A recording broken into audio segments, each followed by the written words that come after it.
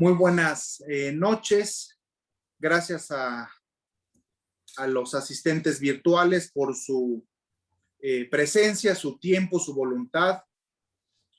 Comenzamos con esta sesión extraordinaria virtual, no sin antes desearles un magnífico año, un comienzo de año sí complejo, pero siempre contando con esta buena voluntad, deseos y esta dinámica colectiva y social para transitar a esta acción social colaborativa, donde podamos desarrollar actividades para incidir propiamente en la toma de decisiones públicas, lo que ha constituido el eje articulador del presente colectivo Opción Ciudadana desde el año 2015. Gracias, insisto nuevamente, por su tiempo, su atención y su voluntad.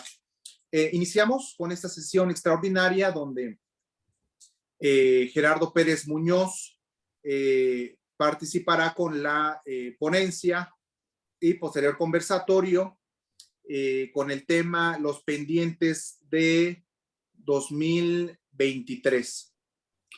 Me permito dar lectura con el primer punto del orden del día, la cual se encuentra disponible en el chat de esta sesión. El punto número 1, la lectura del capítulo 3, los derechos culturales y la diversidad biocultural, el patrimonio biocultural en el ámbito jurídico nacional e internacional, del libro acerca del concepto de diversidad y patrimonio biocultural de los pueblos originarios y comunidad equiparable, autoría de Eckhart Bock. La nación, por mandato constitucional y por los tratados internacionales que México ha firmado, se rige por un Estado garantista de los derechos humanos, artículo 1 y 4, y pluricultural, el artículo 2. En un texto reciente, el Centro Mexicano de Derecho Ambiental, CEMDA, ubica el patrimonio biocultural dentro del bloque constitucional de los derechos humanos. El Estado pluricultural es aquel que no está comprometido exclusivamente con una única forma de ser y estar en el mundo. Por el contrario, es aquel que está obligado a fomentar todas las formas de ser y estar que se encuentran en su territorio. Es decir, aquel que garantiza a los diferentes grupos y etnias el efectivo control de sus elementos culturales a fin de posibilitar las condiciones necesarias para su florecimiento y el efectivo ejercicio de su derecho a la diferencia. En este tipo de Estado, las autoridades deben, por un lado, garantizar a todas las personas la satisfacción de sus necesidades básicas, obligación de homogeneización, y por otro lado, garantizar el pleno respeto hacia el derecho a la diferencia, obligación de dinamización, es decir, la creación, conservación y desarrollo de los derechos de la naturaleza colectiva en razón del grupo que se pertenezca. Los pueblos originarios y las comunidades equiparables poseen en su conjunto diversos derechos que se expresan o ejercen de manera colectiva a partir del manejo cotidiano del patrimonio biocultural, como lo son los derechos a la autonomía, a la identidad cultural, al territorio, al acceso a los recursos naturales tradicionalmente manejados, agua, al medio ambiente y a la alimentación adecuada. En este contexto, ¿dónde se ubican exactamente los derechos indígenas al usufructo de su patrimonio biocultural y quién los administra? Para el ejercicio pleno de los derechos indígenas, es claro que la remisión a los estados de la federación es insatisfactoria. Estos deben reconocer en sus constituciones a los pueblos originarios y sus territorios y tienen la obligación de adecuarlas para que los indígenas sean sujetos de derecho, situación que podría dar lugar a que existan distintas categorías de indígenas. Prácticamente cada pueblo originario tiene que identificar cuál es su territorio y a partir de ello definir el patrimonio biocultural según sea la totalidad de su hábitat. La OIT, en el convenio 169, señala que el artículo 2 de la Constitución mexicana establece que los pueblos deben decidir sus formas internas de convivencia y organización social, económica y cultural y poder elegir de acuerdo con sus normas, procedimientos y prácticas tradicionales a las autoridades o representantes para el ejercicio de su gobierno interno, garantizando la participación de las mujeres en condiciones de equidad frente a los varones. La manera deficiente en que se ha impulsado la idea del territorio de los pueblos indígenas y de las comunidades equiparables no permite el ejercicio pleno de sus derechos. Afirma que el derecho al territorio y a las tierras de los pueblos originarios vinculado con la dimensión de la reproducción de la cultura, incluidos los valores espirituales, se liga con el artículo primero de la Constitución, es decir, con los derechos humanos. La idea de los pueblos originarios sin territorio es un sinsentido. Aunque la Constitución les otorga el derecho a la libre autodeterminación y autonomía. López Bárcenas, en el mismo texto antes citado, remite al concepto de territorio establecido en el convenio 169 de la OIT. Es así como me permito transitar al segundo punto del orden del día con la presentación de Gerardo Pérez Muñoz. Gerardo Pérez Muñoz es un activista, defensor de derechos humanos, del agua, del territorio, y ha encabezado la lucha, ¿sí?, a favor de estos propios derechos, también con algunas actividades de relevancia en la Asamblea Social del Agua, y acciones a favor también del territorio, en contra de proyectos de muerte, proyectos que tienen por objeto un extractivismo desmedido, me permitiría yo decir, con detrimento y perjuicio hacia el ser humano, su entorno, y que históricamente se ha constituido un problema de salud pública.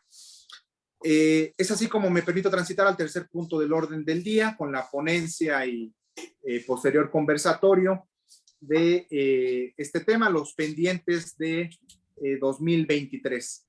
Adelante, Gerardo, le escuchamos. Gracias por su tiempo y su voluntad. Oh, gracias a ustedes, Ernesto.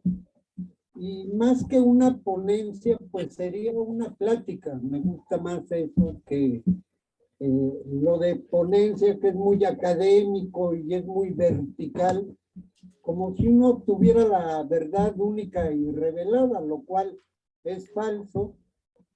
Y más bien a lo que alude, que fue un artículo que se acaba de publicar tanto en eConsulta como en Mundo Nuestro, pues la idea central era empezar desde abajo a generar algunas ideas de la elaboración de un programa de tinte popular. Y teniendo como base algo que mencionó Molina Enrique en 1909. Molina Enrique se dio a la tarea de elaborar en sí un texto en la época de Porfirio Díaz que le llamó los grandes problemas nacionales, teniendo como centro el acaparamiento de tierras y el latifundio. Y acá creo que la situación es un poco más compleja, un tanto más compleja, porque hay dos situaciones que yo veo. Por una parte,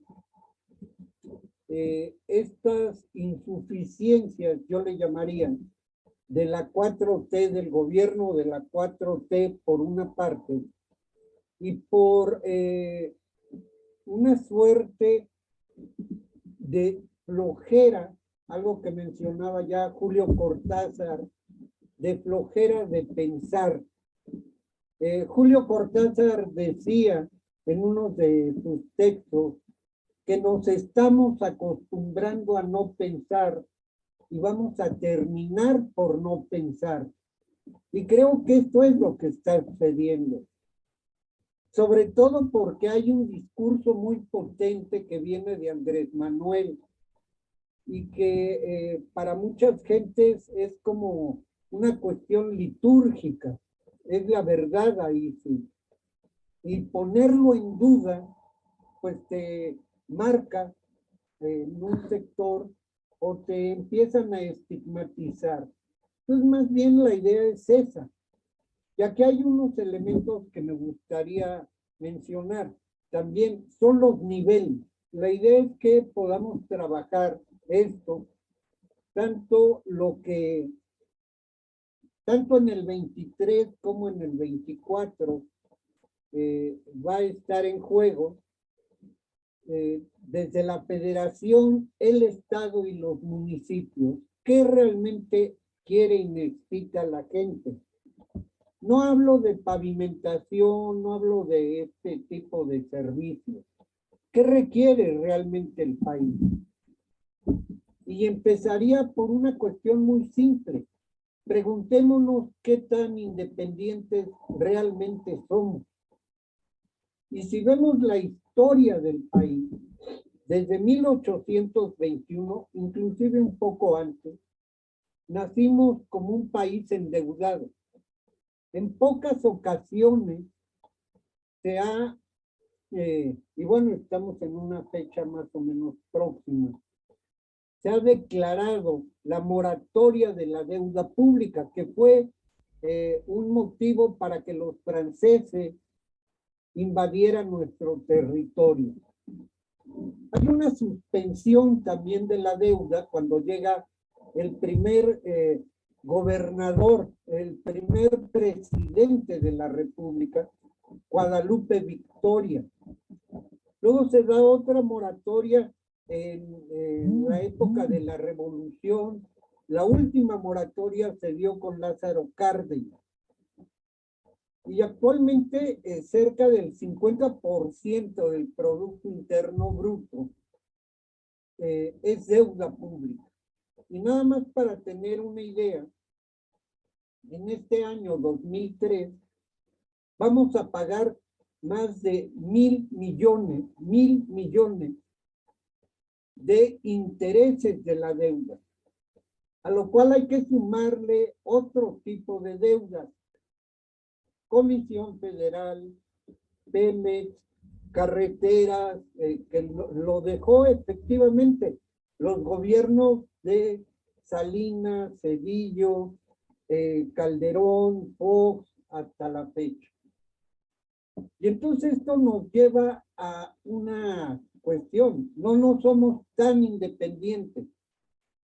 Dependemos también de fuerzas fundamentalmente financieras del extranjero.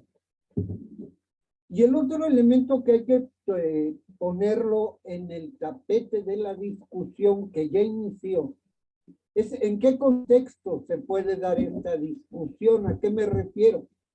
En este año va a haber 2 procesos electorales, Estado de México y Coahuila. Pero también el próximo mes inicia el proceso para relevar a 4 consejeros electorales, entre ellos al actual presidente, a Córdoba Vianello, y a su lugarteniente, a Ciro Murayama. Y el próximo año vamos a tener ahí ya una jornada electoral bastante movida, donde se va a elegir el presidente de la República, 128 senadores, 500 diputados federales, y en Puebla vamos a elegir un gobernador, 41 diputados locales y 217 municipios. Entonces, este es el contexto en el que estoy planteando que se debe de dar, ¿cómo se llama esta discusión? Y bueno, habría que verlo por partes. Está la cuestión de la deuda externa, pero también algo que en lo particular a mí me preocupa y que veo que no fue así, es que cómo está el Tratado de Libre Comercio con América del Norte, con los gringos y canadienses. Y resulta que el TEMEC, que ya fue firmado con López Obrador, tiene 2 aristas muy peligrosas para México. ¿Cuáles son? El capítulo que se llama de inversiones. Es decir, en qué términos traes tu capital a invertir, etcétera. Y el otro problema que ya está en los tribunales es en dónde resuelve la disputa Estado-empresa. No lo haces con las leyes mexicanas. Hay un panel que regularmente lo ponen los gringos, que es donde se resuelven estas controversias. Y ahí, con el Tratado de Libre Comercio con Salinas de Gortari, hay que recordar, se abandonó la doctrina Calvo. ¿Qué era la doctrina Calvo? Que podían entrar los capitales a México, pero esos capitales podían entrar hasta el 49%. A partir de eso se modifica la ley de inversiones extranjeras que sigue vigente y los capitales pueden entrar hasta el 100%, pero en condiciones muy ventajosas, y lo vemos con la minería, y lo vemos con las eólicas, es decir, las cuestiones energéticas. Entonces, esto no se ha modificado y esto también nos ata. No solo nos ata, nos subordina al gobierno norteamericano. El otro problema que tenemos y que ya que viene en el texto un poco más desarrollado es, por ejemplo, que yo no veo en lo que falta de este sexenio, 2 años, y que el próximo mes entra nuevamente en función la legislatura, que se vaya a modificar el artículo 27 constitucional para tipificar o poner claramente lo que es el derecho social a la tierra. Ahí nada más hay dos figuras, la propiedad privada y las tierras nacionales. Entiéndase por tierras nacionales fundamentalmente el gobierno, pero no está en la figura de la propiedad social de la tierra. Y dudo mucho que esta modificación se vaya a hacer. Y esto tiene consecuencias directas de lo que hizo Salinas, ahí sí, entrando un poco más, cuando emite dos leyes, la ley minera y la ley nacional de agua. En la ley minera, que es de orden público, observancia general, etcétera, rige en todo el país. Y aquí déjenme hacer un paréntesis. ¿Cuántos millones de hectáreas entregó Lázaro Cárdenas a los campesinos? ¿Alguien sabe? Que fue la repartición agraria más importante que ha habido después de la revolución. ¿Cuántos millones de hectáreas repartió Lázaro Cárdenas? Para que tengamos visto cuánto se ha repartido. ¿No? 18 millones de hectáreas a ejidatarios. Bueno, ¿cuántos millones de hectáreas se han repartido a raíz de la entrada en vigor de la ley salinista, de la ley minera de 1992 al 2018? 105 52 millones. ¿Mandé? 54, 55 millones. No, sí, 105 millones. Mitad, un poco más de la mitad del territorio. Para que vean la proporción. La mayor parte la dio Felipe Calderón, en el gobierno de Felipe Calderón. Entonces, esto también nos quiere decir que gran parte del territorio nacional no es mexicano. Y otra cuestión que tiene la ley minera, en el artículo 6º particularmente, es que la minería está considerada como prioritaria sobre cualquier otra actividad económica, sobre cualquier otra actividad social. Es prioritaria sobre. Esto se extiende con la reforma energética de Peña Nieto, en donde se agrega que la minería, el petróleo y el gas son prioritarios a cualquier otra actividad. ¿Qué significa esto? Que entonces nuestro país no puede ser autosuficiente o soberano en términos alimentarios.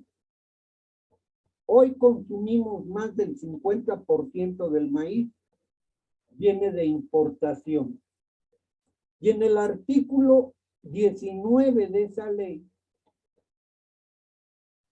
se menciona que las concesiones mineras son a 50 años y se pueden refrendar. En el 15 habla sobre el derecho prioritario que tienen sobre el agua. Ahora sí, compañero que levantó la mano. Adelante, Ludwig, si nos apoya con la activación de su micrófono, por favor. Ludwig Armin. No le escuchamos aún. Gerardo, ¿sería conveniente que dejemos intervenciones al final o es como ¿Ya me escuchas? Adelante, Ludwig, adelante, por favor, adelante. Mira, el ejido en sí es un error número 1, porque cuando Cárdenas entregó los ejidos, fue un país con 18 millones de habitantes. Hoy tenemos 130 millones y los ejidos no funcionan en ni un lugar. Ahorita aquí donde yo vivo, venden sus terrenos ilegalmente con una corrupción impresionante. Es una. La otra, ¿por qué México tiene que tener una deuda externa? Porque nadie paga impuestos. Así es, en el gobierno tiene que pedir créditos para hacer las cosas necesarias porque nadie paga impuestos. Nadie. Son 25% de la gente que trabajan que pagan impuestos. Toda la gente de ambulantes no paga ni un solo centavo y otras compañías ni pagan ni un centavo. Y esa es la parte que tienen que arreglar y no pegar siempre a Calderón y a no sé qué, a no sé qué. Este gobierno es igual como cualquier otro, porque no hacen nada necesario. Para empezar, decir, toda la gente, necesitamos un padrón y toda la gente tiene que pagar impuestos. Cualquier movimiento de un centavo causa impuestos y no lo hacen. Por eso el gobierno no tiene dinero. Ahorita ya lo típico, ahorita por ejemplo con la verificación de los autobuses, hacen una manifestación. ¿Qué es esto? Es lo más lógico. Cuando quieren hacer algo para el medio ambiente, tienen que cumplir con la verificación. A nosotros obligan a hacer la verificación, pero los camiones, el transporte público no. Y de esta manera siempre es lo mismo. El gobierno no quiere meterse con el pueblo, pero tiene que hacerlo. Y lo más rápido que pueda.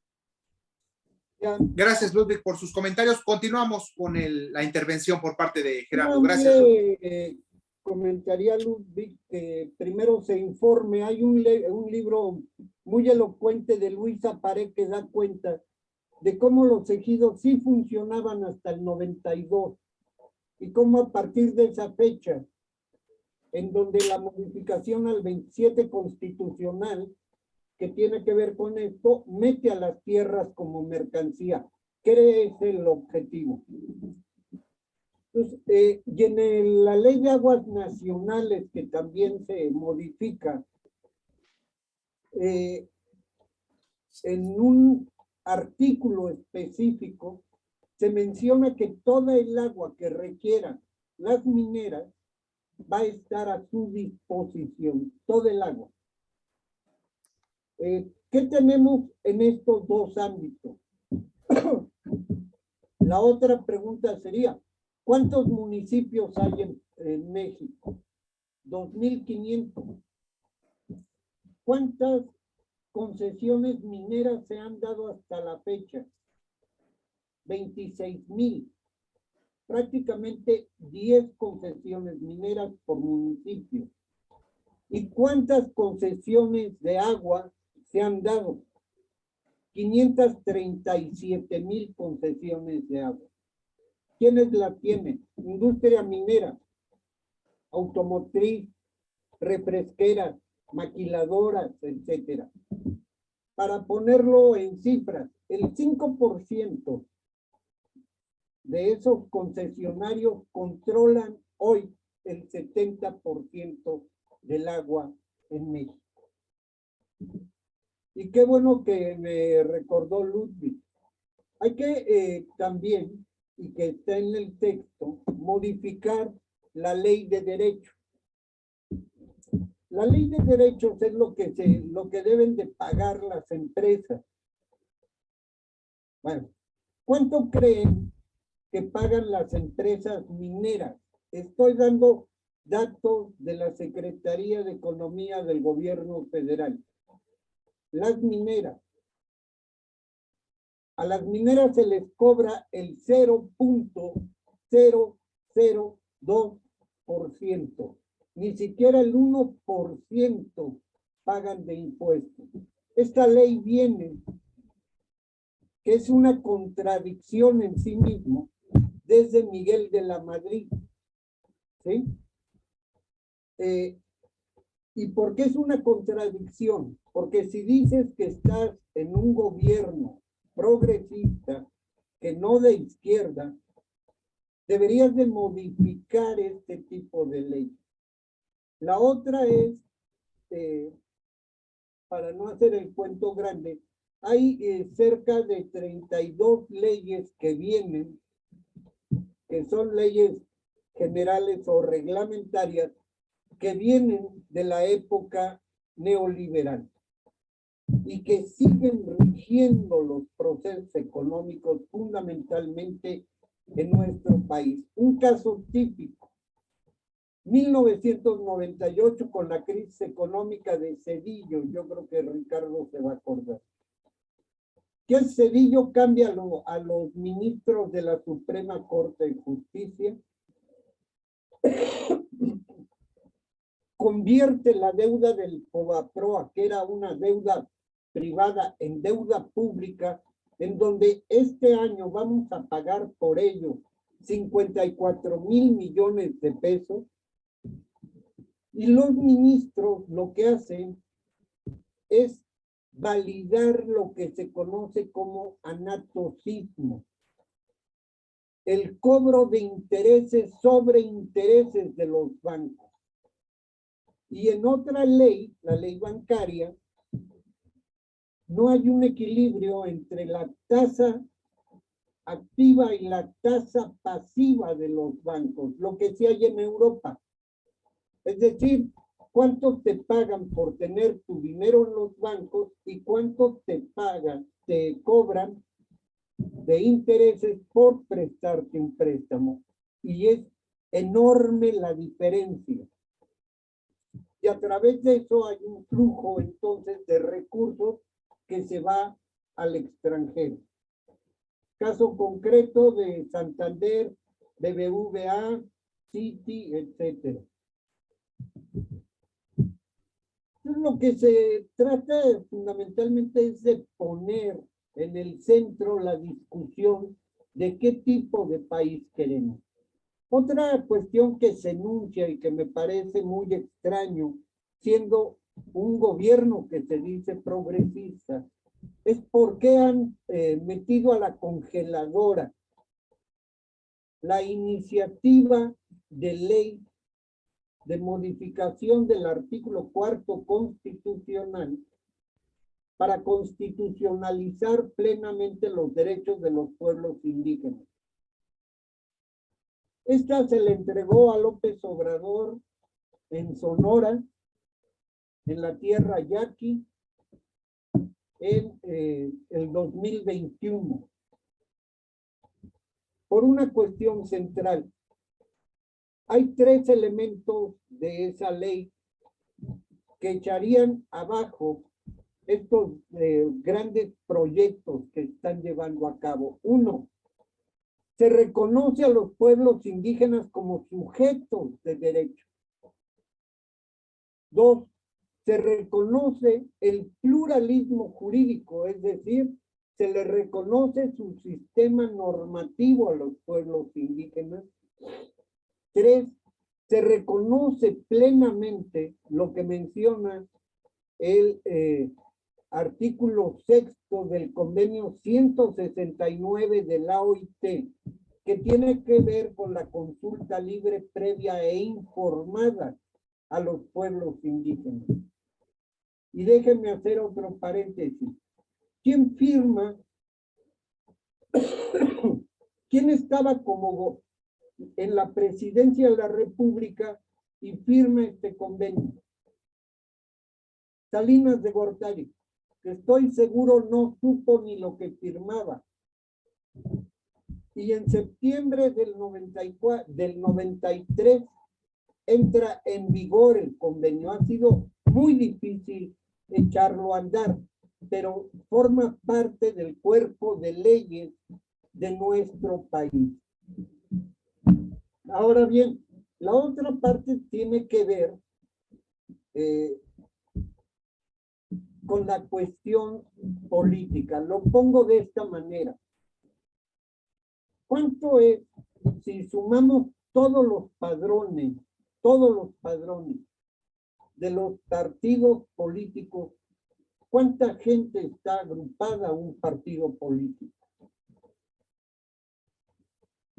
6.3 millones de mexicanos. Podemos poner a Morena, el PRI, el PAN, etcétera, todo. ¿Cómo es posible que unas cuantas personas, y ahí me remito a lo que dice Michel o Michael, como le quieran llamar, a la ley de hierro de la democracia? ¿A qué me refiero con esto? Que son unas cuantas personas los que ponen e imponen tanto senadores como diputados federales. Pero sí ponen muchas trabas para candidaturas independientes. Por una parte, ahí piden cerca de 1 millón o un poco más de firmas. Sí ponen también obstáculos a ejercicios de democracia participativa como el referéndum, revocación de mandato y otras, y que esto debe de cambiar, es decir, debe de cambiar la forma en la que actualmente está concebida nuestra democracia, y debemos de transitar de una democracia delegativa, que es lo que hoy tenemos, a una democracia participativa, no solo en la esfera federal, sino estatal y municipal, sobre problemáticas que tengamos. No como una concesión, y esto tampoco es nuevo. Hay que leer las actas de 1914, cuando estaba discutiendo en Aguascalientes nuestra Constitución. Por ejemplo, la revocación de mandato a todos los niveles. Después sí, un presidente de la República hizo que esto se quitara, que fue Obregón. Pero hay cosas que ya venían, no es nueva. Y esto nos retrotrae al caso de Puebla. En Puebla yo parto de una hipótesis muy concreta. Tenemos un sistema autoritario en donde el legislativo y el judicial y los órganos autónomos están supeditados al ejecutivo estatal. Y lo podemos ver en el número de iniciativas que votaron los diputados locales. Más del 96% de las iniciativas que han votado vienen del Ejecutivo. Y hay que ver la reforma que propuso Miguel antes de fallecer en el Poder Judicial. Y lo que hay que ver también cómo está la Fiscalía. Y esto se traslapa hacia los municipios, en donde hay verdaderos caciques y virreyes de los municipios. Entonces, lo que tenemos que hacer es justamente, o es el planteamiento, y aquí entra un elemento que a mí me parece central, es que hay que hacerle una reforma urgente y de cirugía mayor a la ley orgánica municipal. Pero no basta con hacerle solo la reforma a la ley municipal, a la ley orgánica, sino el problema es algo que mencionaba Luther King, poniéndolo en esta balanza, cuando él hablaba de que no solamente hay que tenerle miedo a los mafiosos, sino a la gente que no hace nada. Esa es la gente a la que es más peligrosa, porque al no participar, al delegar, está avalando y legitimando este régimen que tenemos. Y acá lo podemos ver con la ley del agua. ¿Qué hizo Moreno Valle en su gobierno? Modificó la ley, el artículo 6º de la ley de deuda. Y ahí metió los PPSAP, etcétera, que hoy forman parte de la deuda que tenemos, que estamos pagando todos los poblanos. Entonces, ahí hay una modificación también, el poder quitar esta reforma que hizo Moreno Valle, la ley orgánica municipal, pero también un conjunto de leyes como esta ley de transporte, que yo estoy de acuerdo, tenemos un transporte, y lo digo en el texto, caro, ineficiente, inseguro y profundamente contaminante. Y por el otro lado, o más bien, va en paralelo, ¿cómo es posible que en 2 años Puebla haya caído del 4º al 3er lugar en pobreza? Sí, tuvimos la pandemia, etcétera, etcétera. Pero entonces, ¿qué está pasando? Que la pobreza en Puebla se está profundizando. Pobreza laboral, desempleo, subempleo y sobre todo casos, el corredor Chignautla, Teciutlán, Ayotosco y que va a dar a Veracruz, el corredor de Maquila, de una sobreexplotación impresionante como las hay aquí en Huejotzingo, Xostla o en Tehuacán. Entonces, no basta tener la ley, sino cómo implementar las políticas públicas. Otra cuestión que tenemos en Puebla, que todo mundo la conoce, es el problema de la seguridad pública. El otro problema es los feminicidios, que no es solamente una cuestión de ladrones, es de una cultura patriarcal y machista muy arraigada en la sociedad. Tenemos un problema central con los desaparecidos. Yo los invito a que vayan a Tehuacán o Sierra Norte. No hay una semana que no se sepa que no hay un desaparecido. Entonces, este tipo de problemas, ¿cómo se van a atacar? Y creo que nadie, ninguno, tenemos la respuesta para todo. Entonces, más bien, el texto es una invitación a que empecemos a pensar desde lo comunitario desde nuestro barrio, desde nuestra colonia, desde nuestra comunidad, desde nuestro municipio, nuestro estado y a nivel nacional sobre problemáticas que nos están afectando en estos momentos.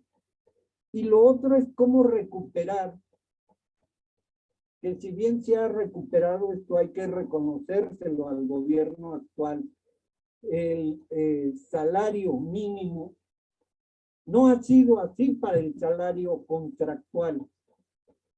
Los salarios contractuales están cayendo en relación al proceso inflacionario. Hay un texto que acaba de publicar Arturo Huerta sobre esto que es muy interesante. Pues ahí están los datos. Por una parte es qué reformas son urgentes y necesarias. Y yo no estoy diciendo que tengan que estar de acuerdo conmigo. Ahí el problema es a qué sector, clase o grupo social nos dirigimos o queremos beneficiar. Y cada quien en esto sí va a haber una diferenciación. Por ejemplo, lo que decía Ludwig. No, hay que subir el impuesto. Y ahí está el informe de ayer de Oxfam a las grandes riquezas. Hay que grabarla, como ya se está haciendo en Colombia, como se va a hacer en Brasil. No es posible que 5 mexicanos concentren la riqueza de 60 o 70 millones de pobres en este país. Hay que ampliar la base gravable de mexicanos, sí, pero sobre la justicia social. Este es inclusive yo los llamaría a que leyesen con mucho cuidado, que a mí me llamó mucho la atención, el informe que el episcopado mexicano está enviando al Vaticano. Es muy interesante, es una tónica totalmente distinta a ese episcopado conservador ligado a las élites.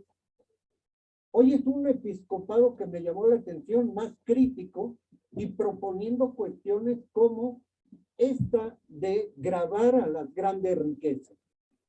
Por ejemplo, que me llamó mucho la atención, entre otras. Entonces yo terminaría con eso, que hagamos un análisis, una reflexión en forma conjunta, que se abran los espacios y que más allá de cuestiones de quién quiere ser candidato o no quiere ser candidato, ¿cuáles son en estos momentos, desde esta perspectiva, los grandes y graves problemas nacionales, estatales y municipales? Es decir, el poder meter a la gente en una dinámica distinta. Y finalizo con algo que mencionó Ernesto. Desafortunadamente nuestro país ocupamos el tercer lugar o cuarto de los países ambientalmente más devastados, justamente por este modelo extractivo que hay que abandonar. Y ahí está. Tenemos acá el Atoyac con 36,000 gentes con cáncer. Ya demostrado por CONACYT. Tenemos tala inmoderada de bosque. Tenemos gentrificación. Se le ha dado demasiado a los desarrollos inmobiliarios. Pues ya basta. Que no vamos a coincidir con algunas gentes en eso, sí, estamos muy claros de hacia dónde y por dónde hay que ir en este camino. No a todos les vamos a caer bien y van a estar de acuerdo con lo que digamos. Como dicen en mi tierra, Tlazocamati mía, muchas gracias. Gracias, Gerardo, por sus comentarios vertidos, derivado de el artículo de su autoría de hace unos días, publicado en eConsulta, titulado de la misma manera de la presente conversación, interacción, los pendientes de 2023. Transitamos al cuarto punto del orden del día, tratándose del diálogo colaborativo, integrante, interrogantes, respuestas y comentarios adicionales, tendientes sobre todo a enriquecer los comentarios vertidos, como muy bien refería al inicio Gerardo, una interacción no vertical, sí horizontal y transversal, con esa multidisciplinariedad y sobre todo privilegiando, yo suplicaría privilegiando la actitud propositiva, constructiva, para establecer una ruta crítica de acciones conjuntas colaborativas para incidir en este entorno social o perteneciente a esta realidad social, y donde podamos tener nosotros una incidencia real, ya sea en políticas públicas, políticas de gobierno, y lo esperado en políticas de Estado tratándose que tienen la mayor temporalidad en su duración. Es ahora el momento de las intervenciones. Suplicaré manifiesten lo propio con la mano virtual o la mano física. Visualizo a Ludwig Armin. Antes de brindarle la palabra, el uso de la voz a Ludwig, Gerardo desea comentar. Dos datos para que lo tengan claro. Hoy el niño que está naciendo actualmente, ahorita, no trae torta bajo el brazo.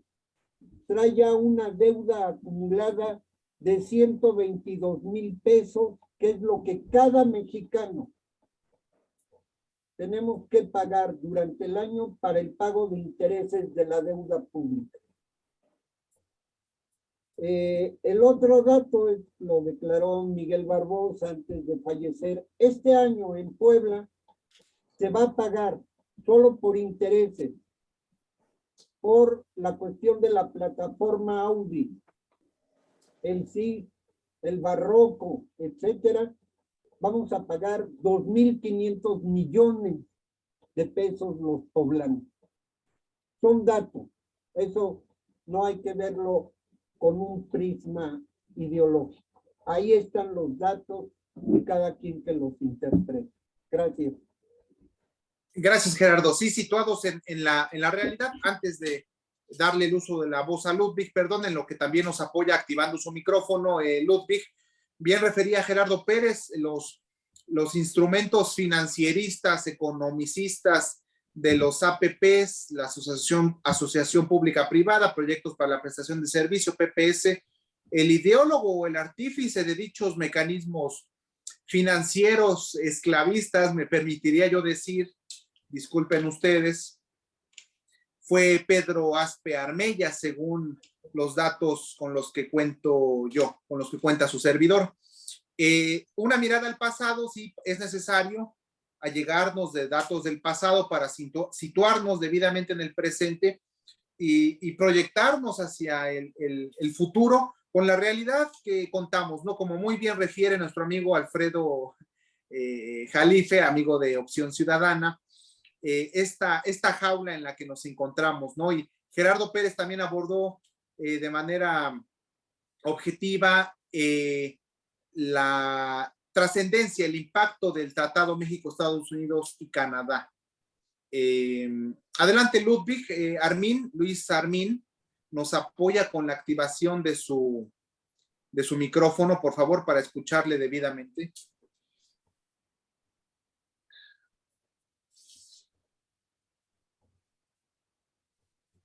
Bueno, mira, el problema principal aquí en México, aparte de la corrupción, es no aplicar a las leyes. No aplican las leyes. Tenemos muy buenas leyes, pero no aplican. Yo tengo documentos, como yo comenté muchas veces, desde 1992, del río Atoyac, la contaminación de allá, no hacen nada. Y en este caso, no solamente Atoyac, es en todos los lados. Tenemos muy buenas leyes referente al bosque, a la ecología, no hacen nada. Nadie aplica las leyes que tenemos. Este es uno de los problemas más graves que tenemos aquí en este país, que no aplican las leyes. ¿Y cuál es el problema? Es muy fácil para decir, tú contaminas, te voy a multar. Tú haces algo mal, te voy a multar. No, no existe. No hacen nada. Este es el problema principal de todos los lados, porque no aplican las leyes. Y yo creo es el momento para empezar a aplicar las leyes. Porque no lo hacen. La Profepa no funciona, la Semarnat no funciona, la CONAFOR no funciona, el transporte público no funciona, etcétera. No funciona nada por falta de aplicación de las leyes existentes. Tenemos buenas leyes, pero no aplican. Aplícanlos, adelante, ya es tiempo. Gracias, Ludwig, por sus comentarios. La función pública efectivamente presenta ciertos obstáculos. Bueno, yo invitaría a que nosotros actuáramos en consecuencia para ejercer esa presión social y colectiva, esperando tener resultados favorables y no dejando que los tomadores de decisiones conduzcan y orienten sus propias políticas sin consultar al pueblo, a los ciudadanos. Yo me permitiría decir, es oportuno que haga yo mención. En breve celebraremos también nuestro tercer diálogo colaborativo con la secretaria de Medio Ambiente, Miriam Arabián Cutolén. Yo nuevamente extiendo la invitación para acudir, los mantendré al tanto y sobre todo el acudir con una actitud propositiva y sí analítica, crítica, autocrítica, pero sí propositiva, yo me permitiría decir, para tener esa incidencia pública. Bienvenidas otras intervenciones. Ludwig, ¿desea comentar algo nuevamente? Por favor, otras intervenciones por parte de los presentes virtuales para escuchar debidamente sus comentarios que enriquezcan los comentarios anteriormente vertidos. Adelante, Ludwig, le escuchamos. Posteriormente, escuchamos a Cruz Cabrera. Adelante, Ludwig, por favor, con su intervención. No le escuchamos todavía, por favor. Es exactamente el problema, porque ella no hace nada. Yo avisé a ella, por ejemplo, el río Atoyac, no hizo completamente nada. Y ese en otros asuntos también no lo hacen. Son corruptos, ineptos o como quieres llamar. Quitan gente de sus puestos. No tienen que estar por allá. No hacen nada. Gracias, Ludwig. Encarguémonos nosotros de que sea efectiva la función pública. Cedemos ahora el uso de la voz a Cruz Cabrera. Le agradeceré nos apoye activando su micrófono para escucharle debidamente, por favor.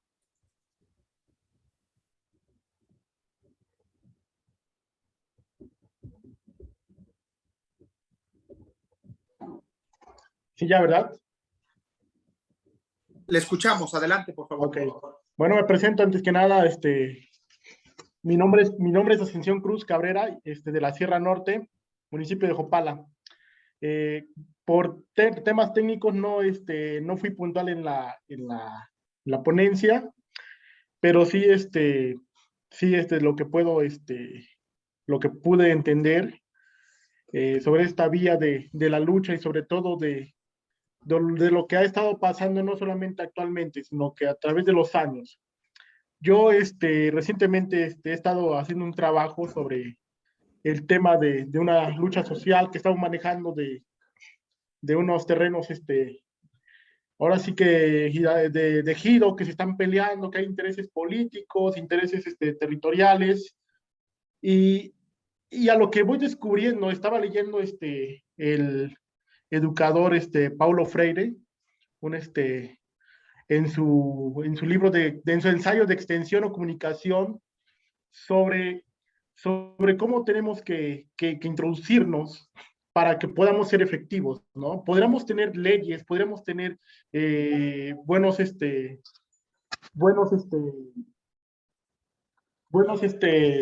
recursos legislativos o buenos amparos jurídicos, pero si en el contexto, si entramos al campo, solamente ir con la mente con la idea tan cuadrada de que tiene que ser así, pues yo creo que no vamos a llegar al objetivo. Es necesario entender, contextualizarnos ante los grupos étnicos principalmente que están sufriendo demasiadas injusticias. En este tema, por ejemplo, yo platico sobre lo que son los ejidos. En su momento se tocó el fracking, el tema del agua, las minerías a cielo abierto. Yo entiendo que primero tenemos que empoderar a los ciudadanos, ¿no? Tenemos que empoderar, tenemos que buscar la forma de poder llegar para que ellos puedan entender también la situación legal en que se encuentran, cómo se pueden amparar, cómo se pueden respaldar y sobre todo también ejercer el artículo 6 sobre los derechos que nosotros tenemos, ¿no? De la información, de ser informados. Por otra parte, también el artículo 27, si no mal recuerdo, sobre también nuestras tierras, para poder empoderar, pero sobre todo estudiar bien el contexto, plantear bien realmente el mensaje para que esto pueda ser efectivo. Y sí entiendo que lo que decía el compañero, que precisamente hay mucha corrupción, que si te opones te corren, o sea, en cuestiones de ser servidor público. La política actualmente no ha evolucionado nada, se siguen manejando los intereses, a pesar de que haya un gobierno de izquierda o progresista, la política se sigue moviendo a través de intereses. Lo vemos actualmente el Congreso de acá de Puebla, cómo está funcionando, cómo se está trabajando. Pero es necesario que también el ciudadano, los colectivos, nos mantengamos al margen, pendientes, para poder chambear con la gente, con el pueblo inquietante, que realmente le interese estos temas. Desafortunadamente también la apatía, que es más en las zonas urbanas, porque piensan por la comodidad, piensan por la facilitación de una vida, piensan que no les afecta nada, pero estamos en una situación realmente que tiene que cuestionarse tanto como la zona urbana y rural. Por ejemplo, acá, bueno, en la capital, ¿qué es lo que se mueve más? El activismo peatonal o el activismo ciclista, la movilidad urbana. En los medios rurales se maneja más el tema de lucha de tierra, de agua, de las concesiones. Entonces, hay diferentes intereses, hay diferentes luchas, pero yo creo que más que todo, 10 personas, 5 personas, podemos hacer mucho empoderando a más gente. Pues entiendo que somos 5, entiendo que somos 10, podemos ser hasta 30, pero de nada va a servir si la información solamente nomás lo tenemos nosotros. Es necesario crear estrategias para conllevar más el mensaje a lo que es a la sociedad. Y yo creo que concientizar también sobre los temas tan importantes, ¿no? El tema del río Atoyac, que también es un tema muy, muy importante. El tema que también del endeudamiento de Puebla, que también, ¿sí? Y también ser autocríticos, ¿no? Los que pertenecen de una corriente política, o sea, ser autocríticos, pero yo creo que sí se necesita mejorar las leyes, se necesita reformar, se necesita también empoderar a los ciudadanos, manejarlo con estrategias para que se pueda conllevar el mensaje. Esa es mi participación, llegué impuntual, pero pues estamos pendientes. Gracias, Asunción, por su intervención. Nos mantenemos en contacto por redes sociales. Sí, efectivamente, socializar y democratizar los problemas públicos para, en consecuencia, darle esa solución, encauzar esa suma de voluntades y concretamente incidir. Antes de brindar el uso de la voz a nuestro amigo Jorge Alejandro Torres Jaramillo, me permito recordar que precisamente el doctor Torres nos acercó hace unos meses una serie de documentos, entre ellos el decreto presidencial, poniéndolo a nuestra consideración para su análisis, para su lectura, análisis y posterior discusión en torno al tema del río Atoyac, la cuenca del Alto Atoyac y su debida intervención y restauración, así como algunos elementos de monitoreo ambiental. Es un tema complejo y la realidad es compleja en sí misma y desde esa complejidad debe ser atendida, así lo consideramos en Opción Ciudadana. Adelante, doctor Torres Jaramillo, nos apoya con la activación de su micrófono para escuchar debidamente sus comentarios. Gracias. Hola, ¿qué tal? Buenas noches. ¿Sí me escuchan? Adelante, le escuchamos muy bien. Muy bien. Antes que nada, muy buenas noches a todos los compañeros. Guachi, felicidades por tu diálogo. Pues miren, yo creo que todos estos pendientes que el compañero ha establecido, así como todas las intervenciones de los compañeros que me han precedido, todos tienen la razón. Pero hay algo que no podemos dejar a un lado, el sistema político mexicano. Concretamente, ahorita en el estado de Puebla se está desarrollando la puja, ¿no? Para decidir entre dos priistas quién va a ser el candidato de Morena.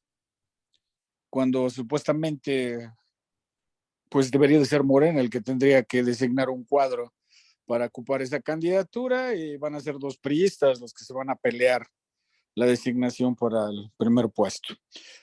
Dos priistas con un gran historial en todo lo que nosotros quisiéramos decir, pero que ya tienen sus cuadros formados y gane el que gane, vamos a seguir teniendo lo mismo de siempre, una estructura de poder al servicio del poder y al servicio del dinero.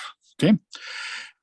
A nivel nacional estamos exactamente en lo mismo. Sí, ha habido cambios, ha habido transformaciones, pero los priistas y panistas siguen operando en toda la estructura del gobierno.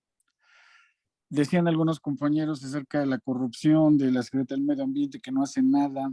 Pues no hace nada porque fueron diseñados precisamente para eso, para no atacar los grandes intereses económicos, porque muchos de esos intereses económicos están en manos de políticos, ¿sí? Muchas empresas que contaminan nuestras cuencas están en manos de políticos. El autotransporte público en Puebla está en manos de políticos. La mayor parte de concesionarios son políticos. Pues obviamente están siendo cobijados por el régimen. Una de las principales banderas que el candidato de Morena en su momento ondeó para llegar a la gubernatura fue echar hacia atrás la concesión que privatizaba el agua en los municipios. Después dijo que no, después ya se lo olvidó y actualmente el gobernador interino dice que pues no se va a hacer nada y todo está avalado ya por los municipios. Entonces, vamos a seguir teniendo esos pendientes y va a pasar 2024 y van a ser exactamente los mismos, 2025, 2026, 2030. hasta que ya tengamos que bajarnos de este planeta por causas de nuestra muerte. Y las generaciones que vienen se van a seguir enfrentando al mismo problema porque es un problema sistémico que el mismo sistema económico, político y social maneja. Gracias.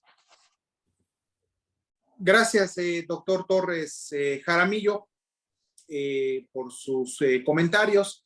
¿Alguna otra intervención, interrogante, antes de transitar al próximo punto del orden del día con que nos permitimos incorporar, tratándose de acuerdos colaborativos, donde suplicaría las propuestas tendientes a una consolidación plena pudiéramos efectuar. Adelante, ingeniero Ricardo Villescalera, nos apoya con la activación de su micrófono. Le escuchamos. Adelante. ¿Ya me están escuchando bien? Muy bien. Bueno, miren, no hay que ser pesimistas, ¿no? Vamos a gobernar Puebla y pues los priistas no van a llegar, ¿verdad? Ni Alejandro, ni Nacho, ni va a llegar Eduardo Rivera, ¿sí? Vamos a llegar nosotros. Y nosotros vamos a implantar un tipo de gobierno, pues que nadie ha tenido en este estado jamás. Esa es la realidad. Ahora, ¿en qué va a consistir? Pues evidentemente en una transparencia plena en el uso de recursos económicos y humanos y en una efectividad también plena. ¿Qué significa efectividad? Pues significa resultados.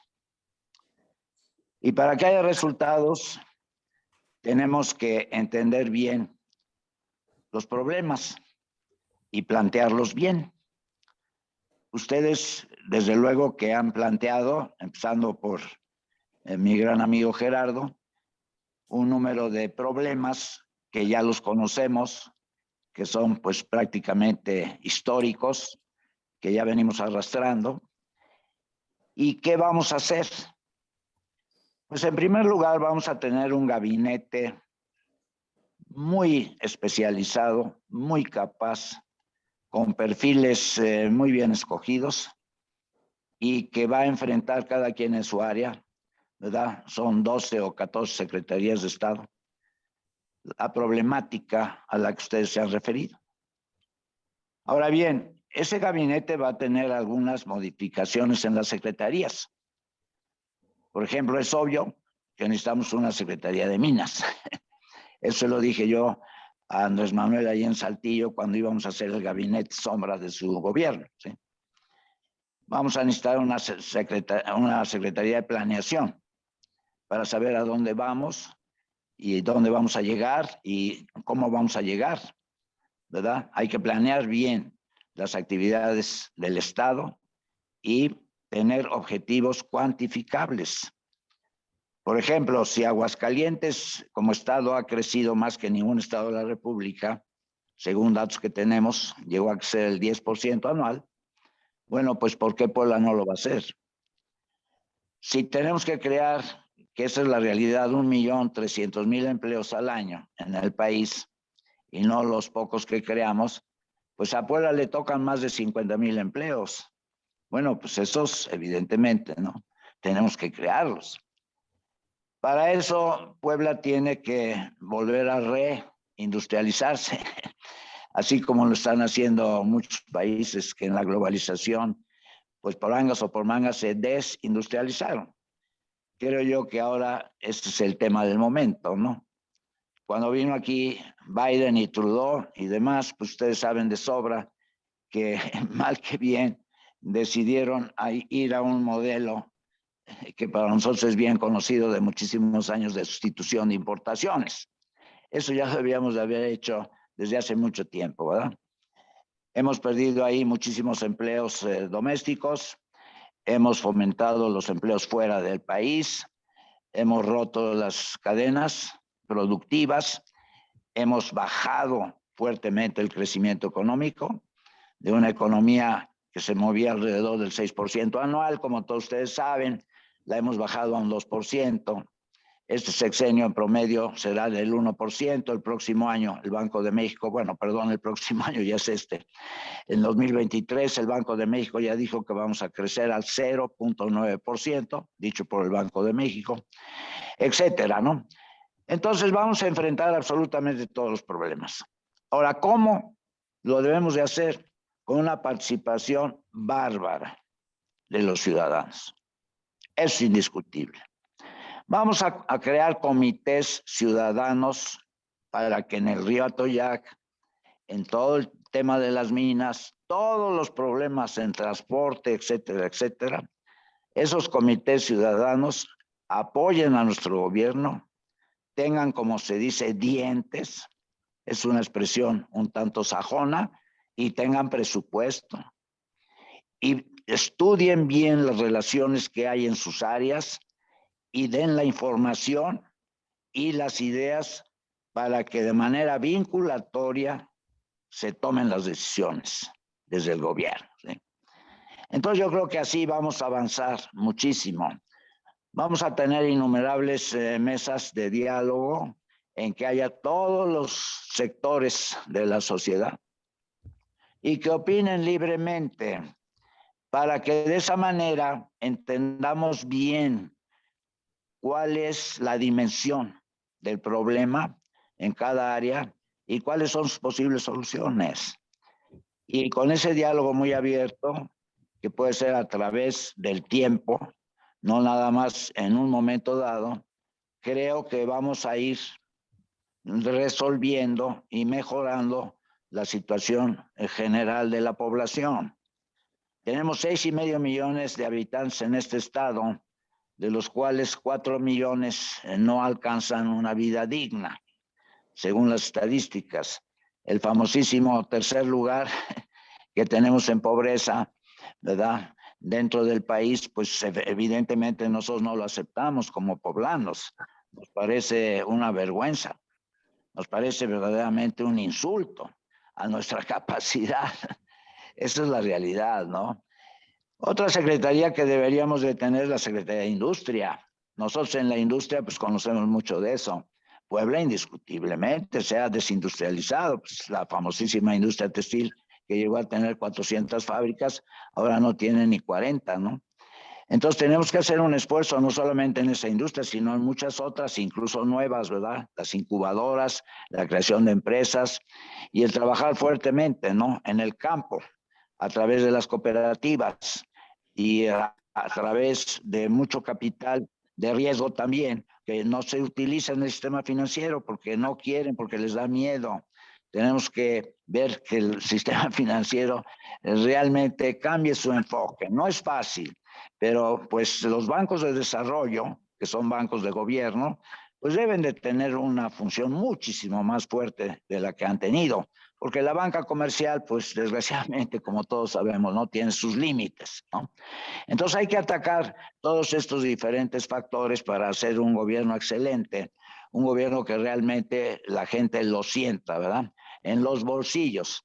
Tenemos, evidentemente, como decía Gerardo, que aumentar los salarios contractuales, tener unas muy buenas relaciones industriales entre el sector patronal y el sector obrero, ver realmente cuáles son las características, cuáles son las necesidades y ensamblar bien esa potencia productora que hay siempre, pues en un capitalismo que, aunque tiene que estar modificado, pero básicamente sigue siendo hasta el momento el sistema que se ha adoptado, pero que realmente, a mi manera de ver, no ha cumplido con la gente en términos generales. Las transnacionales no han podido acarrear al país y a la gente a un estado de bienestar y a un primer mundo, como debería de haber sido después de la tremenda apertura que hizo Salinas, en la que nos prometió el oro y el moro, ¿no? Entonces, todo el sistema productivo tiene que acelerar sus inversiones. El país necesita invertir para crecer bien 300,000 millones de dólares al año. Ahora, de la deuda que mencionaba Gerardo, pues la verdad es que estamos pagando 1 billón de pesos al año, es 1 millón de millones, ¿sí? Pero la producción nacional es de 25 millones de millones, ¿no? Entonces la deuda pues es un 4% de la producción nacional. Sí me gustaría que se revisara el FOBAPROA muy a fondo, que hubiera una mesa de diálogo a nivel nacional, porque efectivamente el FOBAPROA se está pagando 50 y tantos mil millones de intereses, etcétera. Llevamos pagados 1 billón, debemos otro billón y dicen que se va a terminar de pagar en el 2070. En el caso de Puebla, Eudosio ya hizo los análisis, Moreno Valle, entre pitos y flautas, y con el famoso fideicomiso que hizo con Pedro Aspe y demás, las asociaciones públicas privadas, nos dejaron endeudados aproximadamente con unos 50 mil millones de pesos. Así es. Por eso estamos pagando 2.500 millones por 20 años, son 50 mil millones de pesos, ¿no? Y eso va a salir en parte del 3% del impuesto sobre nómina, etcétera, etcétera, ¿no? Entonces, evidentemente, tenemos que en Puebla revisar esas deudas que nos quitan capacidad de inversión. Pero miren ustedes, el presupuesto de este año son 110 mil millones. El presupuesto del último año de Barbosa fueron 97 mil millones. Nosotros pensamos en 6 años, aunque ustedes no lo crean, y nada más cuestión de multiplicar, pues sencillamente llevar a efecto un presupuesto total global de 800 mil, quizá 900 mil millones de pesos, ¿no? Que es una barbaridad. Por eso la planeación es sumamente importante. Ahora, sabemos que ese presupuesto está etiquetado en gran parte, quizá en un 50, un 60, un 70%, y que tenemos capacidad discrecional para gastar a través del Congreso, desde luego que autoriza el ingreso y el gasto público, pues quizá un 30%. Entonces hay que jerarquizar exactamente hacia dónde van a ir esos dineros. Como digo, evidentemente, ¿no? Con una transparencia plena, no se preocupen de eso, ¿no? Entonces, yo pienso que ahí nosotros podemos hablarle a la gente de una manera muy diferente. Un gobierno ciudadano por ciudadanos, para ciudadanos y con ciudadanos es invencible, es imbatible.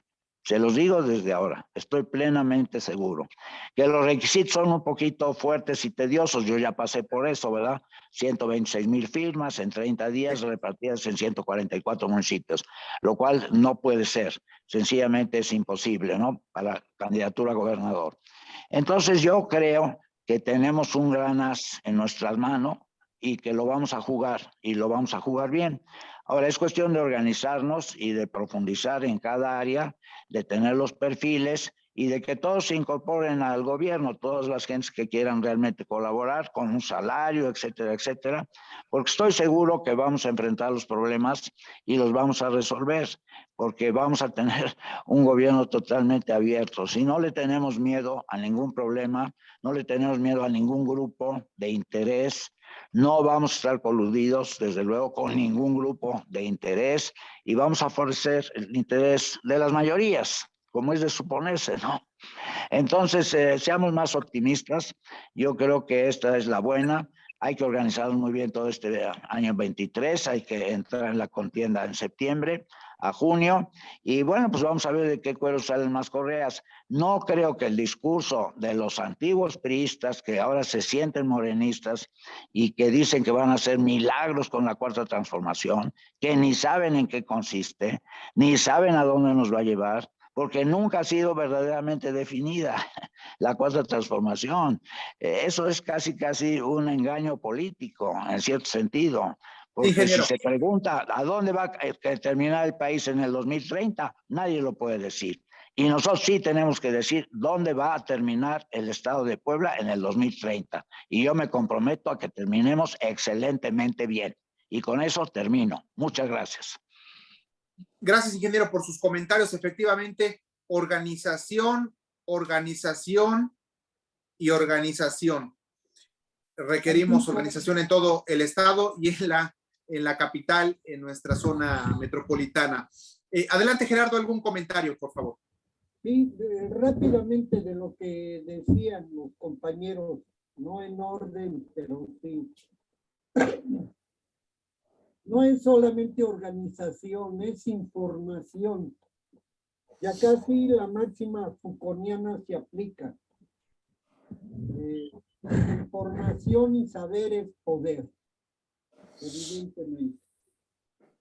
Entonces, lo que hace falta, y lo decía Ascensión, que por cierto forma parte de un colectivo de ciudadanos de la Sierra Norte que está organizando por primera ocasión una matanza de hermanos Totonaco llevada a cabo durante el gobierno del general Moreno Valle, el abuelo de Rafael. Mencionaba la cuestión de la educación. O sea, sí, me parece que habría que buscar las formas para poder llevar esta información, socializar y trabajar con ellos. Esta es una cuestión que me parece central. ¿Por qué lo digo? Yo les preguntaría, discrepo un poco de lo que dijo Alejandro con esta visión pesimista. Ustedes saben que Puebla ocupa el segundo lugar a nivel nacional en términos de corrupción. Porque otra de las cosas que se plantea en el texto también y que no está en ningún programa de partido político es la reforma y democratización de los medios de comunicación electrónico. Si uno va al reglamento de dicha ley, se dará uno cuenta claramente, y ahí el gobierno no está cumpliendo su función. Dice que esta debería de ser no solo para el entretenimiento, sino para elevar la calidad de la educación popular y la cultura. Ese es un pensamiento que viene desde Francisco J. Mújica, el que hubiese sido presidente de la República en el gobierno después de Lázaro Cárdenas. Pero también hay algo que cuando hablo de información, de análisis y demás, me refiero a lo que mencionó Ludwig por una parte y Alejandro por la otra. Si uno ve el presupuesto de la Semarnat, y primero hay que decirlo, el hecho de que esté devastado ecológicamente el país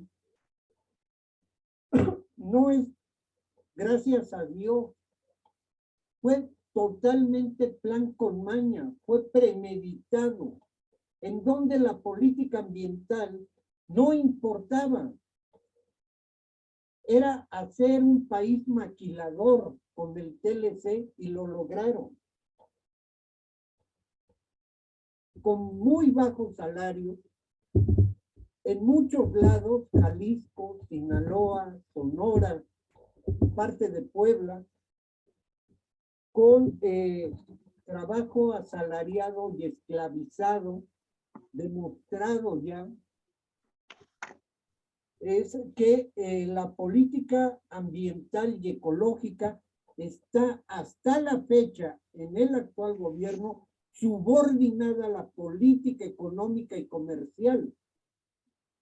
De ahí que una propuesta es modificar el artículo 4º constitucional para poner un párrafo en el cual se mencione claramente que será de interés nacional, etcétera, etcétera, el cuidado, preservación, etcétera, de la madre naturaleza, considerando a esta como un ser vivo, y modificar el Código Penal Federal para incorporar el delito de ecocidio. Y aquí me salto a lo que mencionó Alejandro sobre el río Atoyac.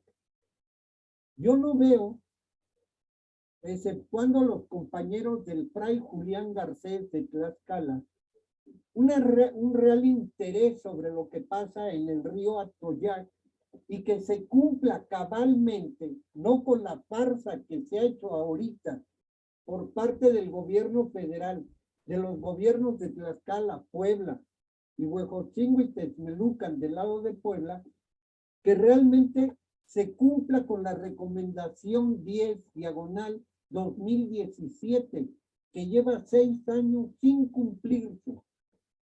Y ahí sí podemos acusar tanto al gobierno federal y a los estatales de genocidio ecológico, porque la gente se está muriendo por no cumplir con este mandato.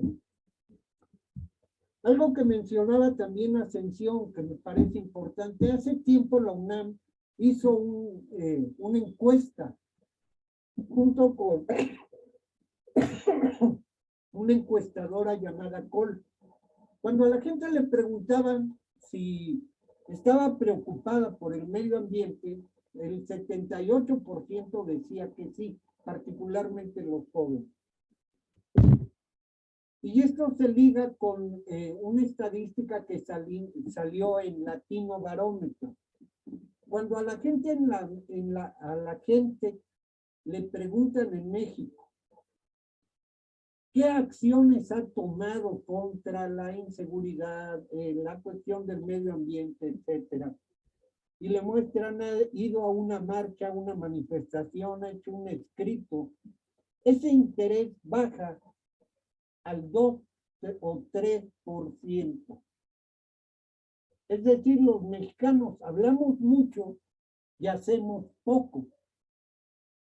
A diferencia, y ahí está Latino Barómetro, lo pueden ustedes checar, a diferencia de países como Argentina, como Uruguay, como Venezuela, e inclusive Costa Rica y Honduras, que tienen un mayor índice de participación ciudadana que los mexicanos, que es algo que también debemos de tomar en consideración. El otro elemento es que la corrupción no la podemos ver como una cuestión de que como algo individual, sino atacarla como lo que es, como redes de cuello blanco, en donde están implicados también empresarios. No puede haber corrupción sin corruptores. Entonces hay que justamente poderla integrar como redes, y no solo como un caso aislado, una cuestión personal o individual.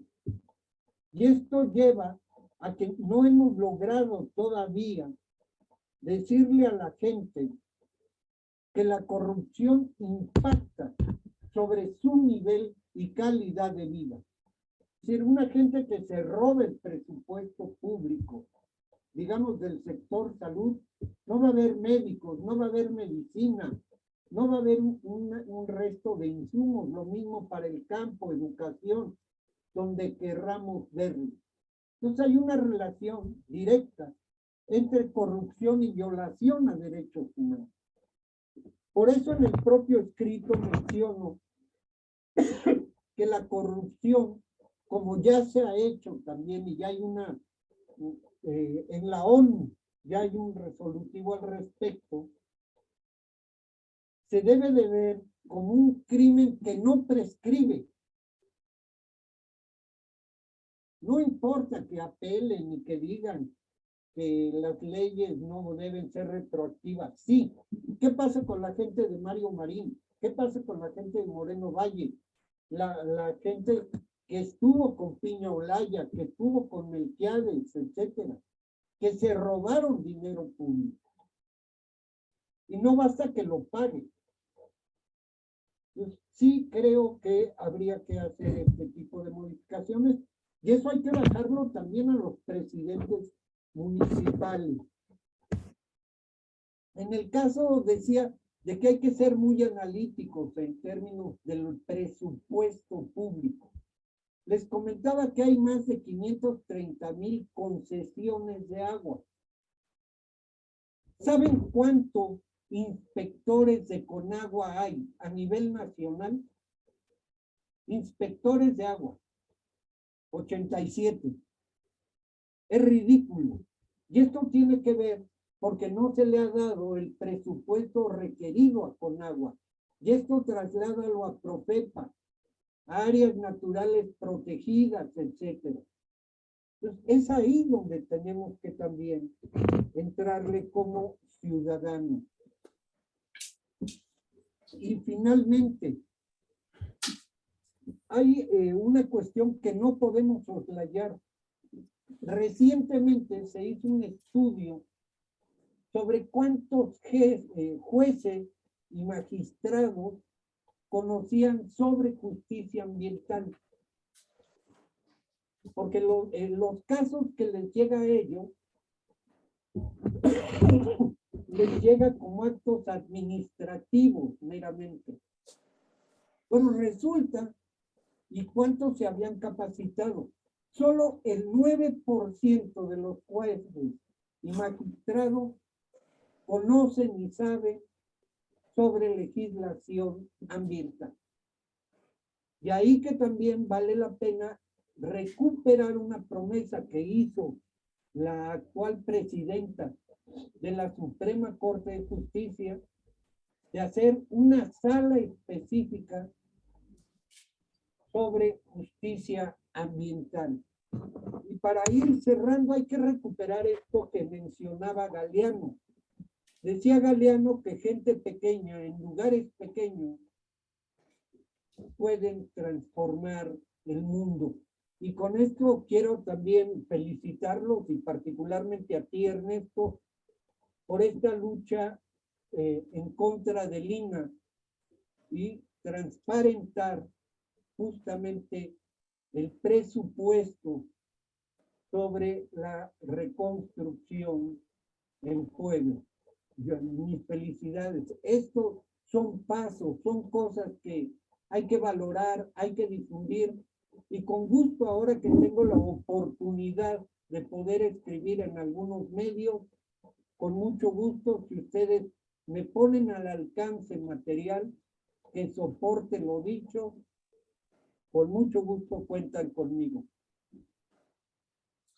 Gracias, Gerardo, por sus comentarios.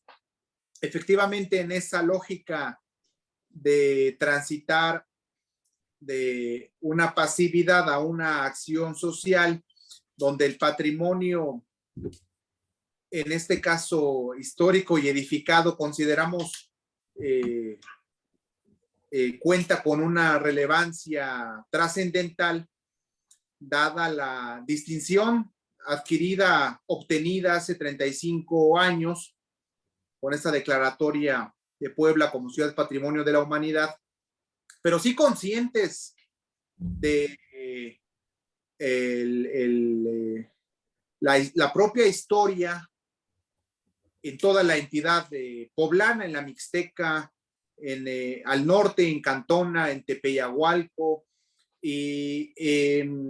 pero sí es necesaria esta organización, y sí, Gerardo, efectivamente, contar con la propia información, pero sí ocupa un papel preponderante la propia organización y establecer esa ruta crítica de trabajo colaborativo y de difusión. Me permito comentar que en recientes días, junto con integrantes de Ciudadanos Unidos por Puebla, sostuvimos una audiencia presencial con la consejera presidenta del Instituto Electoral del Estado de Puebla, la maestra Blanca Yazahara Cruz García, donde manifestamos y al unísono presentamos un escrito de petición donde se le brinde a esta figura de candidaturas independientes, de la cual ya refería en su debida participación el ingeniero Ricardo Villa Escalera, se les diera la importancia que al efecto cuenta y se encuentra consagrado en nuestra Constitución respecto al derecho de ser votado. Y resultó fructífera la interacción y esto con el contexto actual en el estado de Puebla y en la mayor parte de los estados del país hacia esta definición en 2024. Refería el ingeniero también el tema de la planeación, solamente a manera de ejemplificación, en la Ciudad de México cuentan con un instituto de prospectiva y como bien ustedes saben, contamos con una ley de planeación, sí nacional y estatal, y su respectiva integración ya en el territorio poblano con el sistema estatal de planeación democrática y sus respectivos planes, programas sectoriales, regionales, institucionales.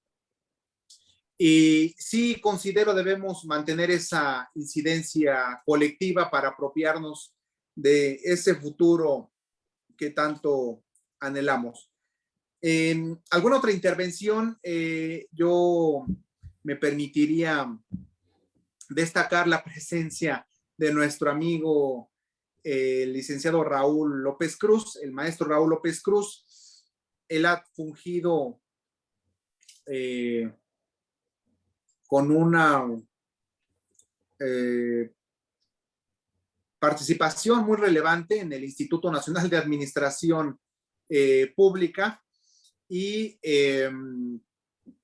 considero que es fundamental esa formación que eventualmente los ciudadanos debemos tener para así conocer la realidad de la estructura burocrática, pero también conocer la problemática social, conocer nuestra realidad para poder transformarla. Antes de brindar el uso de la voz, quisiera yo leer únicamente un párrafo del artículo 3º del reglamento, insisto, reglamento de la Ley Federal de Radio y Televisión en materia de concesiones, permisos y contenido de las transmisiones de radio y televisión.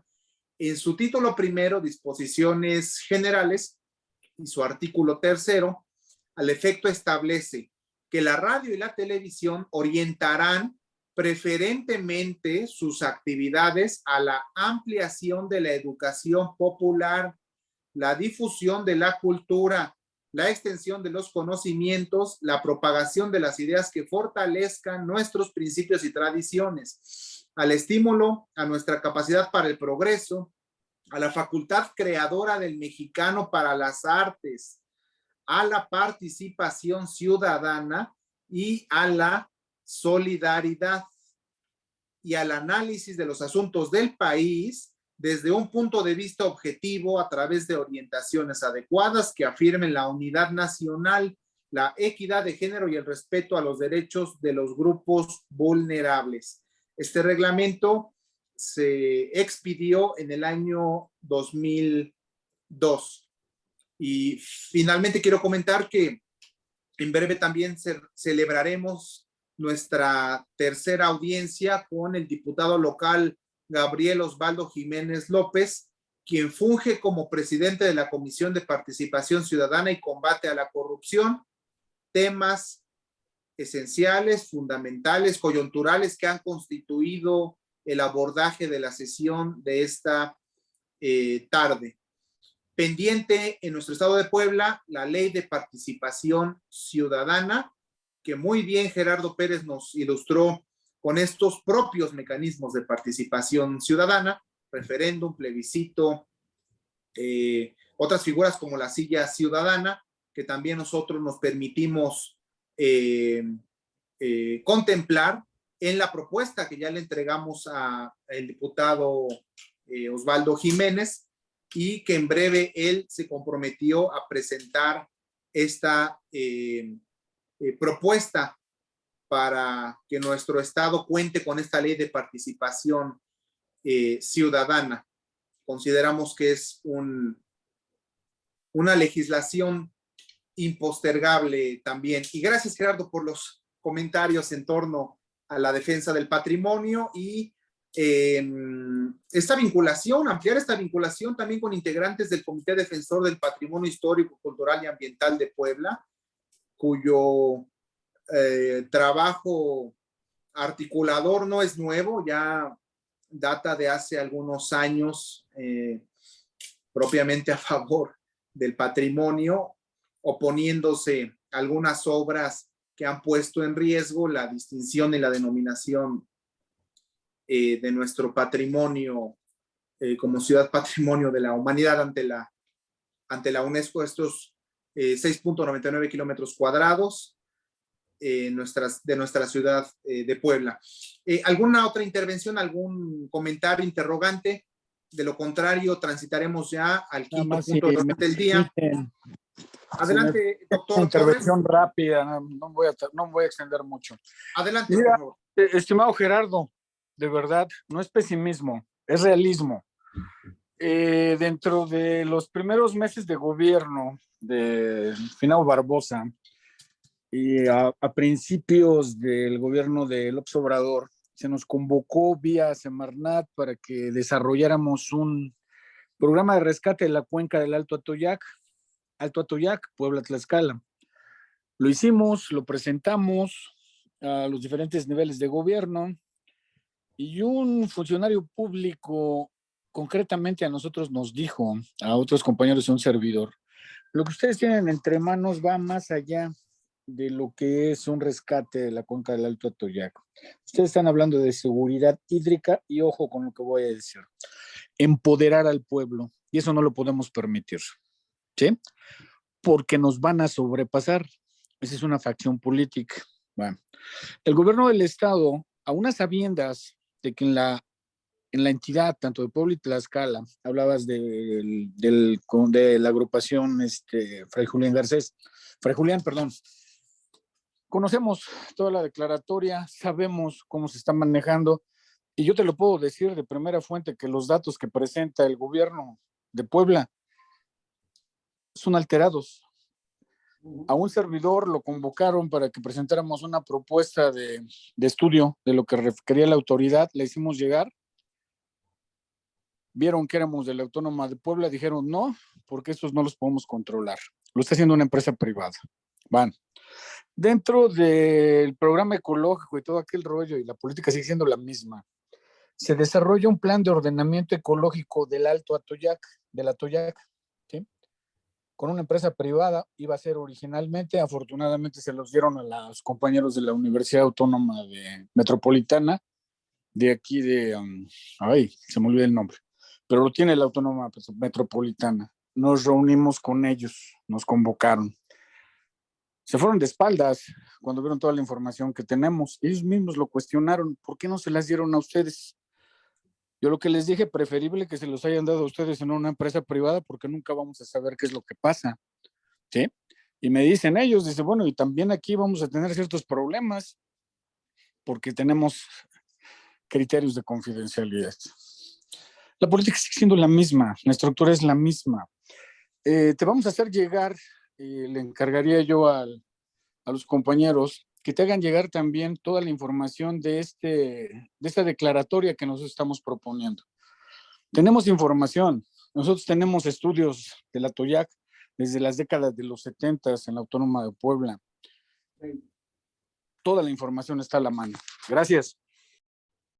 Gracias, doctor Torres Jaramillo, por su propuesta. Agradeceré a los interesados en recibir dicha documentación. Nos faciliten su correo electrónico, su WhatsApp o alguna otra vía de contacto para hacérselos llegar. ¿Alguna otra intervención, perdón? De lo contrario, transitamos al punto 5, acuerdos colaborativos, si así lo permiten. En dos sentidos que ya hice mención.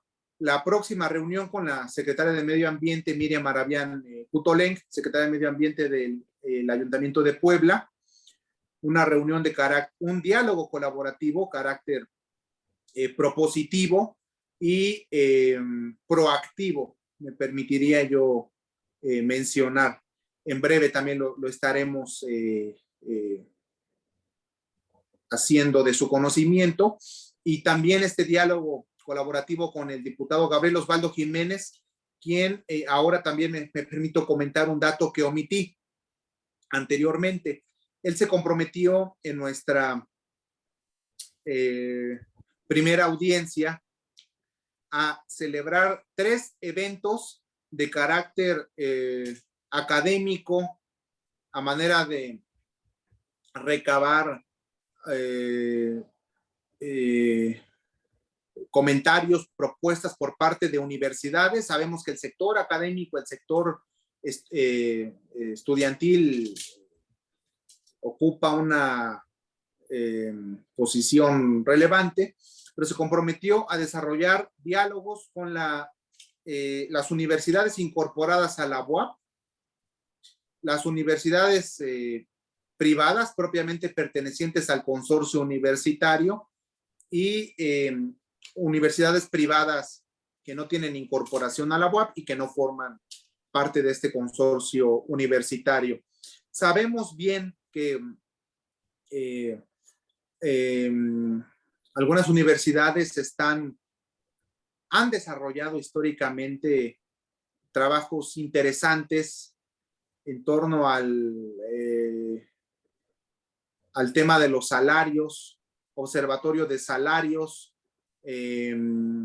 alguna vinculación también con Oxfam, que hacía mención Gerardo Pérez Muñoz, en torno a la situación de pobreza, de desigualdad y de concentración de la riqueza, del tema también de progresividad fiscal.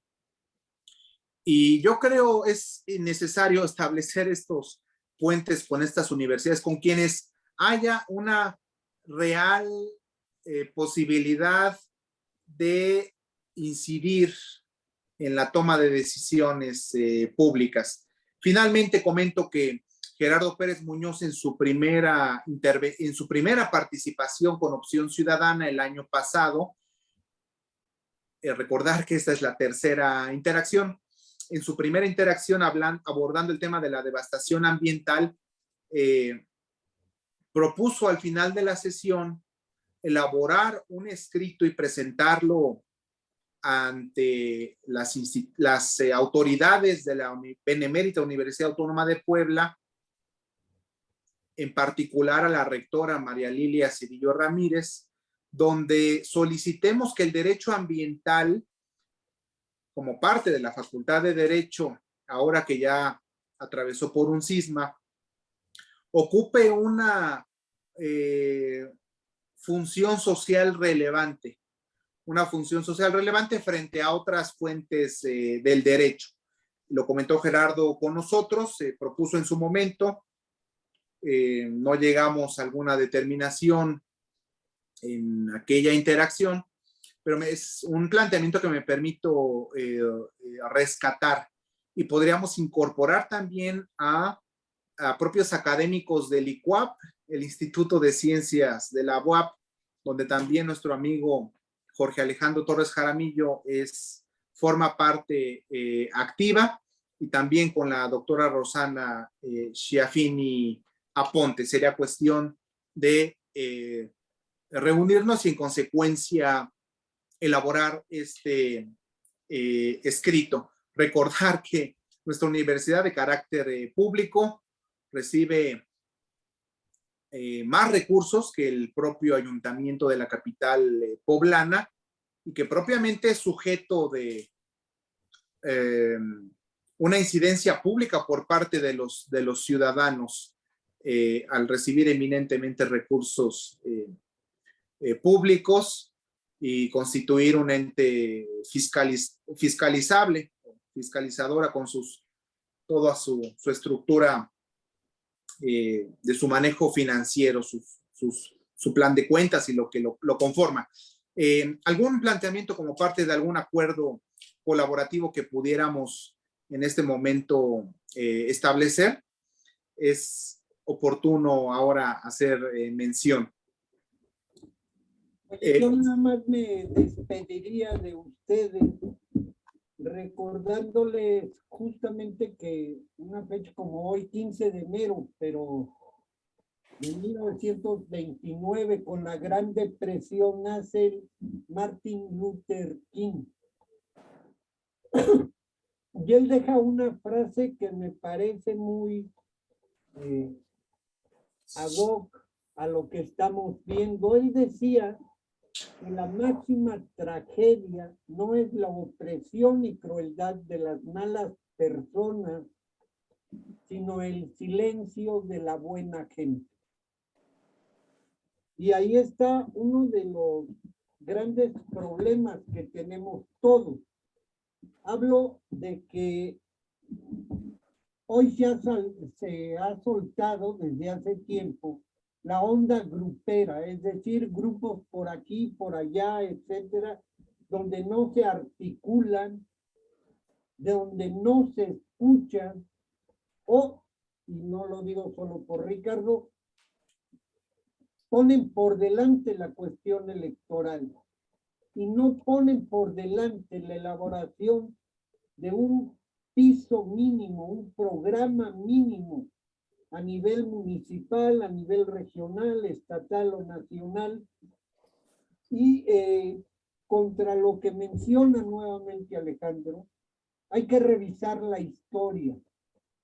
Y la historia en nuestro país, las condiciones han cambiado cuando ha habido grandes movimientos sociales. Y ahí tenemos no solo la Revolución Mexicana, la lucha de los ferrocarrileros, de los médicos, de la lucha de los estudiantes en el 68, que bueno, esto Alejandro ya le empieza a tocar, de los campesinos, y que han ido cambiando las circunstancias. Entonces yo creo que sí hay que buscar una manera primero para informar e informarnos. Un segundo elemento es la organización y un tercer elemento es la movilización. No solo la movilización social, desde llevar un oficio a la presidencia municipal hasta elaborar un escrito a la presidencia de la República. No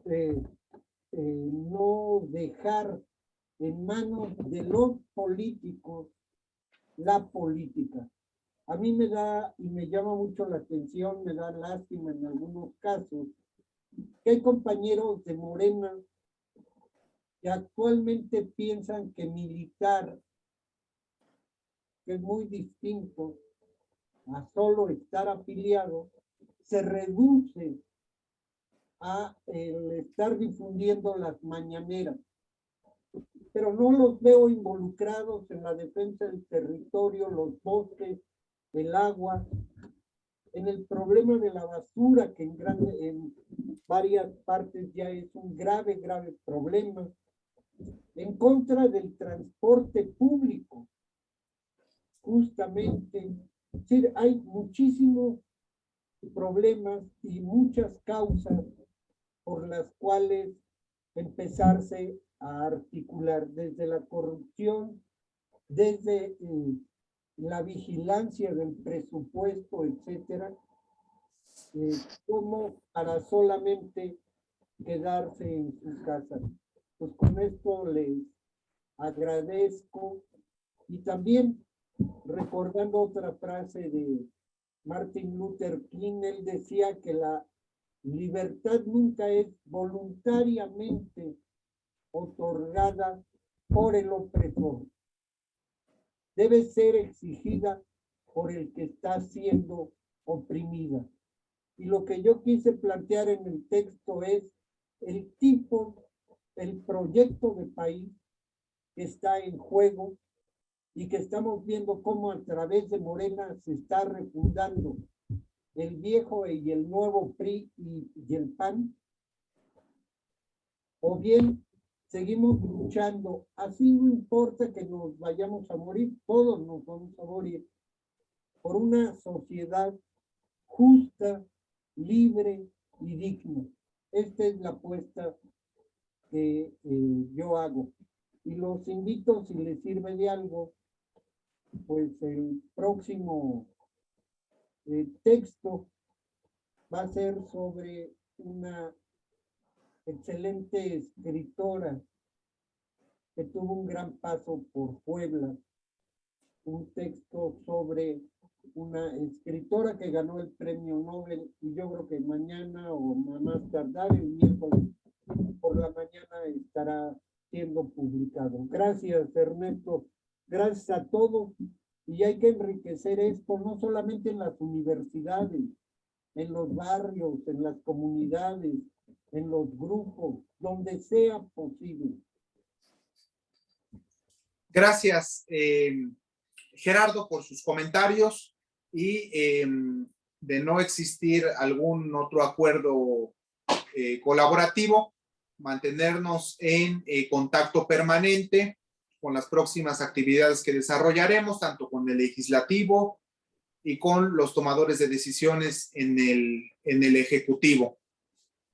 Me permito recordar, antes de finalizar, a los interesados en recibir los documentos acercados por el doctor Jorge Alejandro Torres Jaramillo, suplicaría nos hagan llegar su correo electrónico, número de contacto o alguna otra vía para hacérselos llegar.